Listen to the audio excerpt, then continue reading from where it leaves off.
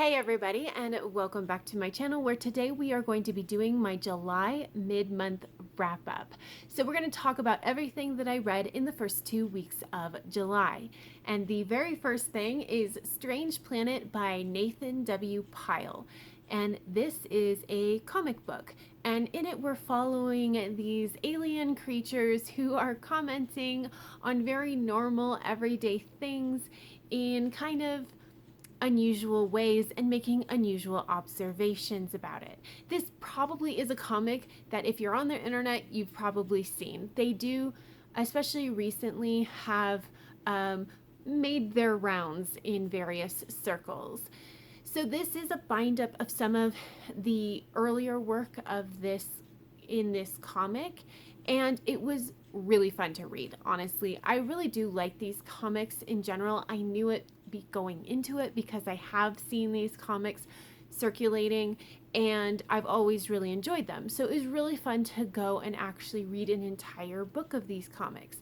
I will say that having seen some of the more recent comics, these did feel a little early, a little slightly underdeveloped maybe, still good, but not as good as the stuff that has come out more recently. So very much still enjoyed it, and I will be looking forward to reading the next volume in this series. And I ended up giving this one 3.5 stars. So after that, I finished Inheritance by Christopher Paolini, the 4th book in the Inheritance Cycle series.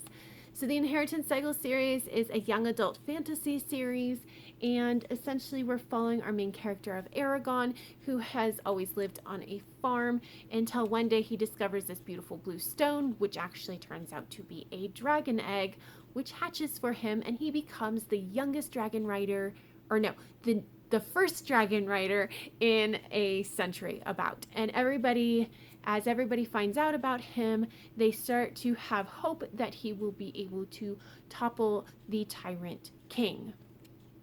And then this is the 4th and final book in this series, so there's not a whole lot that I can talk about with this book without it being a gigantic spoiler. But this is a series that I have not been enjoying, and this book is no exception. I think that it was so slow. It just dragged on and on. It's 850 pages, and it didn't really need to be, and I just was honestly just trying to make my way through it. This is a book that my older child picked out, so I wasn't allowed to DNF it, so I really did just have to bite the bullet and make my way through it. But generally speaking, I think that everything is very generic, very underdeveloped, nothing particularly unique about it. And so I ended up giving this book 1.75 stars, and the series as a whole 1.5. However, I will say that I'm reading a young adult series as an adult, and I don't have any nostalgia for this. And this is one of the very rare times where I think me reading it as an adult is absolutely to my detriment. I think that if I had read this as a kid, I would have fallen head over heels in love with this book, because it is absolutely written in a way that works really, really well for kids. I think that this is a great introduction to fantasy kind of book, and if you read it as a kid, you probably loved it too. I don't recommend going back to reread it because you'll be a little appalled at how it is, but it is just very, very good for kids. So I did not enjoy it, but if you have a kid in your life who's looking to get into fantasy, this is not a bad place to start.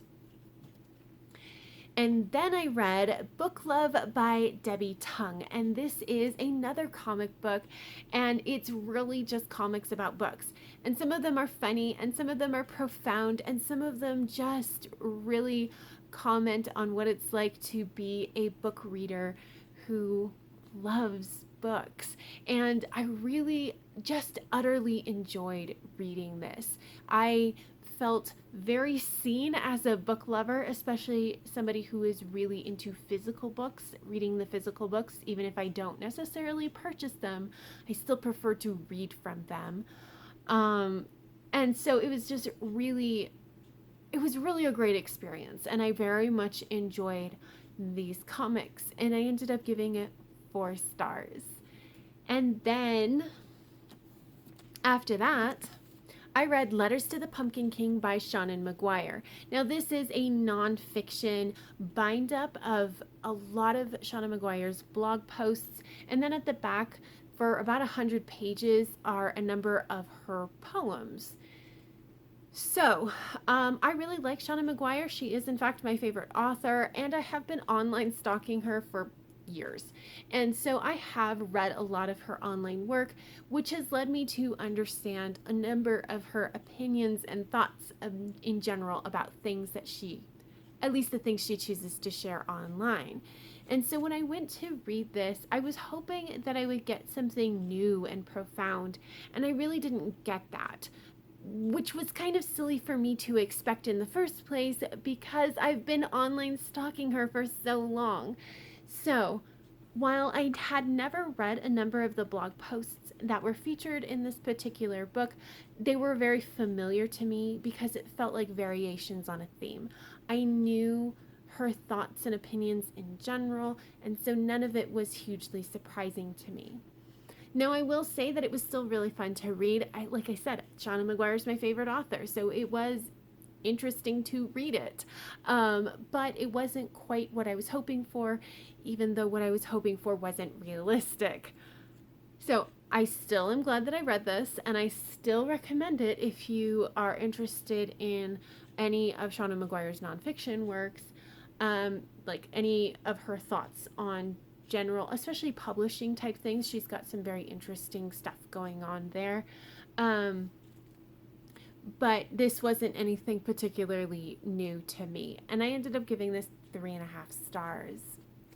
And then the last thing for this particular wrap up is Black Widow Deadly Origin by Cornell. And this is a 4-issue run. So it's bound up into 1 volume on Black Widow. And I DNF'd it. So this is supposed to be, I don't actually know the description of this, and even having read half of it, I read 2 of the 4 issues, I still can't tell you what it's about, really, other than somebody's trying to attack Black Widow again, and she's got to figure it out before they kill off the people she loves again. This is a very normal storyline for Black Widow.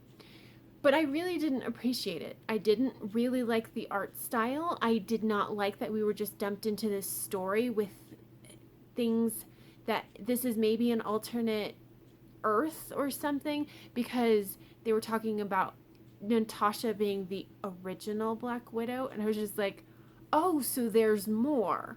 Who are the other ones? Like, it was kind of talked about like that in a way, like, I think that I was supposed to know this, and I felt like there were clues wrapped up with that, and I just was missing it. And maybe I'm wrong, maybe I wasn't supposed to get it, but I don't really like that feeling that I'm missing something either. And then just generally within the issues, we kept jumping all over the timeline, all the way back to like the 1920s or 1930s through to present day. And it was too much. It was too much of stuff that I wasn't really happy with. So I just DNF'd it. Even though it was only 2 more issues that I needed to read to finish it, I was just like, I'm not enjoying this. And it's really not fair to this comic for me to push through and then rate it poorly when I knew at the end of issue number 2 that I'm just not, this is not for me. So I went ahead and DNF'd it. So that is it. That is everything that I read and the one thing that I DNF'd for the first 2 weeks of July. Let me know down below if you have any thoughts about what I have been reading. Let me know what you have been reading. And that is all I have. So if you like this video, please give it a thumbs up. And until next time, have happy reading, and I will see you in the next video. Bye!